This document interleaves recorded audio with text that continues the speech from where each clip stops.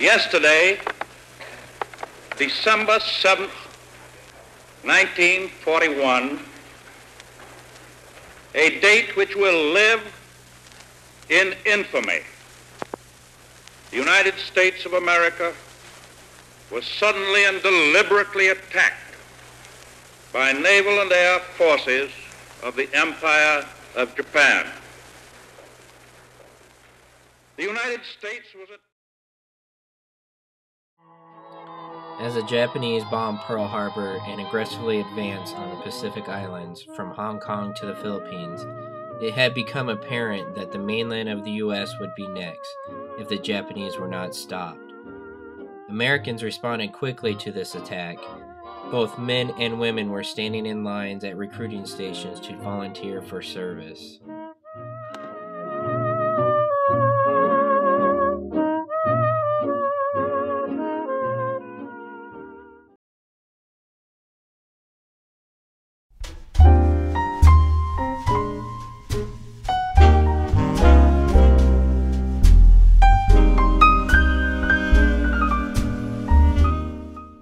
In 1942, a man named Philip Johnson posed the idea of using the Navajo language to construct a code that could be used on the battlefield without being broken to a Marine Corps lieutenant colonel at Camp Elliott in San Diego, California. Navajo language is an unwritten language which is passed down through families.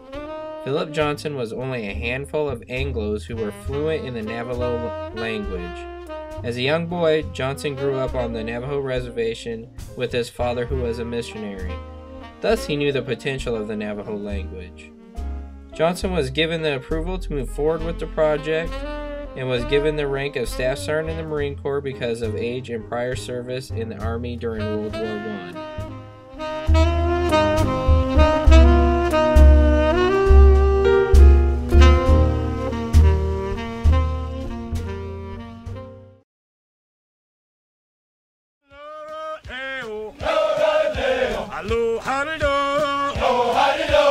Give me that old Marine Corps spirit. Give me that old Marine Corps spirit. Philip Johnson, along with Marine recruiters, went to the Navajo reservation to recruit young Navajo men to enlist into the Marine Corps.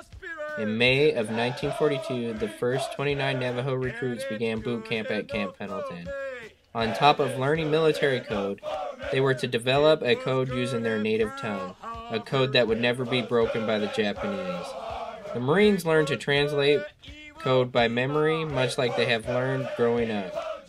They would not have the luxury of pencil or paper, for they would be in intense battles, and the fear of the code falling into Japanese hands was immense. They would develop a dictionary of military terms using Navajo language. Some words or phrases did not even exist in the Navajo language, yet they created new words using their language that would represent military terminology. It was good Korea, and it's good enough for me. And it's good enough for me. It was good for the try. But here's Bing Crosby with the tune they're singing all over the United Nations from Brooklyn to Bombay. There's a troop ship just leaving Bombay, bound for the Blimey shore, heavily laden with time. Once they finished training, Marine code talkers were sent to all 6 Marine divisions and deployed throughout the Pacific Theater. Their primary mission was to transmit information on tactics and troop movement over telephones and field radios, as well as performing general Marine duties from the basic riflemen to other duties as needed. From Guadalcanal to Okinawa, the Marine code talkers took part in every assault the Navy and Marine Corps conducted in the Pacific. The war was brutal and the conditions were even worse, yet they kept their bearing during each and every battle to ensure the code was being transmitted. Marine code talkers were praised for their speed and accuracy throughout the war. Major Howard Connor, a 5th Marine Division signal officer, stated, quote, "Were it not for the Navajos, the Marines would never have taken Iwo Jima."